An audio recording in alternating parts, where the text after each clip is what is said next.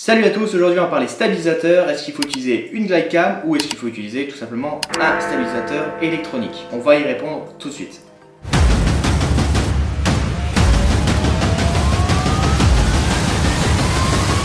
Alors pour ma part, je vais tout de suite mettre les choses au clair sur ce que je fais moi quand je suis en tournage tout simplement. Je ne filme quasiment jamais avec mon DJI Ronin. Alors tout simplement parce que je suis pas fan en fait du côté créatif qu'on n'a pas avec le DJI Ronin ou avec les stabilisateurs électroniques en général. Alors où je veux en venir, c'est tout simplement que moi par exemple, si je veux faire un plan bien précis, je vais utiliser simplement mes mains et mon boîtier stabilisé. Aujourd'hui, les boîtiers comme le GH5 ou le Panasonic S1 ou encore les Sony, ils sont stabilisés. Donc ça veut dire que vous allez pouvoir marcher tranquillement avec les jambes même tendues. Les stabilisateurs sont tellement fous dans les boîtiers que vous pouvez utiliser votre image normalement sur votre ordinateur et faire des beaux plans. L'avantage d'avoir que le boîtier dans ses mains, d'avoir du run and gun, donc c'est comme ça que ça s'appelle. En gros, vous prenez votre boîtier et si vous voulez faire par exemple un plan qui pivote, hop, et qui prend 5 secondes à faire, vous arrivez, vous faites ça, vous faites votre plan en arrière, c'est stabilisé, vous n'avez pas de problème dans l'image et si vraiment il faut une petite stabilisation, vous le faites en post-production, vous allez perdre 1 mm d'image dans chaque coin. Bon, à la limite, ça, c'est pas très grave. Maintenant, quand on utilise un Ronin, je vais devoir setup mon Ronin, je vais devoir mettre le poids sur mon Ronin, je vais devoir du coup régler mon Ronin sur l'application pour pouvoir mettre le roll à 360 parce que je vous ai dit je veux faire un plan qui tourne sur cette feuille et là ça va me prendre tout de suite 15-20 minutes et c'est vrai que des fois on n'a pas forcément le temps et c'est vrai que nos prestations des fois ils sont revus à la baisse parce que les clients nous demandent d'avoir une petite remise. Donc si il vous dit petite remise, pas de souci, moi je viens avec un peu de moins de matériel et le but du jeu c'est de rattraper cette remise en passant moins de temps possible au montage et sur place bien entendu au tournage.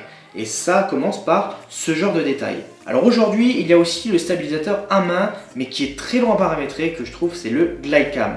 Le glidecam c'est juste génial, je trouve qu'en fait pour un mariage c'est juste top. Choisir entre un glidecam et un Ronin tout simplement pour faire un mariage, moi je prendrais carrément une glidecam.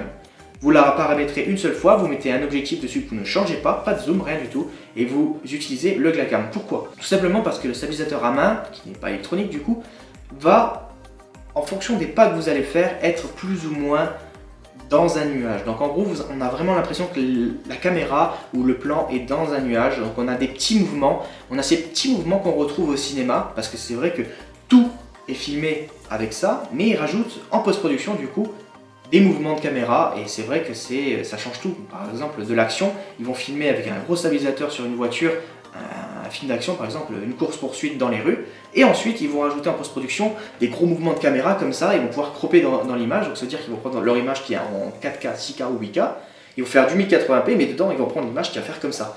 Vous les mettez sur votre image, vous pouvez choisir l'intensité des mouvements et ça permet de créer ces mouvements. Bon, ça reste quand même assez sec et c'est vrai que c'est pour ça que je préfère la glidecam. La glidecam, du coup, elle, quand vous la prenez, c'est smooth, vous pouvez descendre, ça bouge un petit peu, on a cet effet vraiment lévitation comme ça qui passe et c'est ça qui est appréciable et surtout dans les mariages. Pareil, c'est beaucoup plus créatif quand vous allez arriver dans un virage, vous faites un petit tournant quand vous voulez présenter par exemple une pièce, une grande pièce avec un grand angle, vous arrivez, vous faites votre petit virage, on voit que l'image penche légèrement et elle se remet droite et tout et ça donne vraiment un effet très agréable à l'image. Alors le DJI Ronin, pour moi le plus gros problème c'est qu'il est très lourd, il fait 7 kg quand même avec tout le matos que j'ai dessus.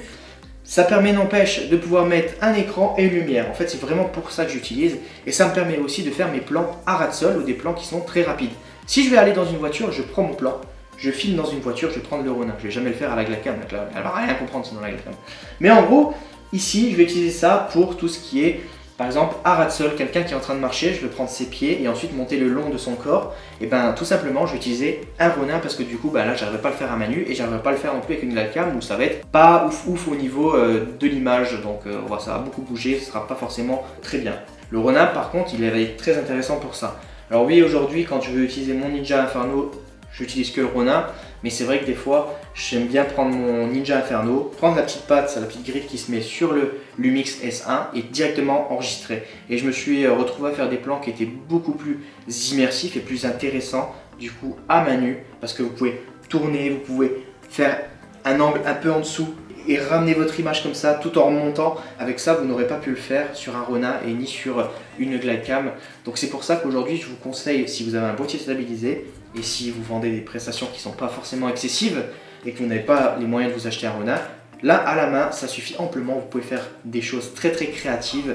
Par exemple, même tourner sur vous-même comme ça et reculer à la fois. Ça, c'est des choses que j'aime beaucoup. Surtout le fait de tourner et de reculer, ça permet de stabiliser encore mieux votre plan parce que vous faites un mouvement. Quand vous êtes fixe, vous avez vachement tendance à faire des mouvements qui ne sont pas agréables à l'image. Alors que si vous faites comme ça en arrière et vous ralentissez du coup au montage, donc vous mettez au ralenti, vous avez une très très belle image. Vous pouvez me faire vraiment confiance là-dessus. Je vais vous passer quelques plans à l'écran de ce que j'ai pu faire à main nue et vous allez tout de suite vous rendre compte que oui, les boîtiers aujourd'hui sont tellement stabilisés qu'on n'a pas besoin de se travailler tout ce matos qui est chiant à paramétrer, qui est très lourd et qui est quand même assez contraignant sur place. Il faut tout quand même se transporter, c'est pas rien. C'en est tout pour cette vidéo. Moi, ce que je vous conseille de faire, c'est vraiment de faire du run and gun le plus que vous pouvez. Ça vous coûtera moins cher, ça vous coûtera pas d'acheter du matériel du coup pour le Ronin, ni d'acheter des Glidecam parce que les Glidecam c'est quand même pas donné et surtout qu'il n'y a pas d'électronique à l'intérieur. Donc voilà. J'espère que cette vidéo vous aura plu, on se retrouve pour d'autres vidéos, bye bye tout le monde.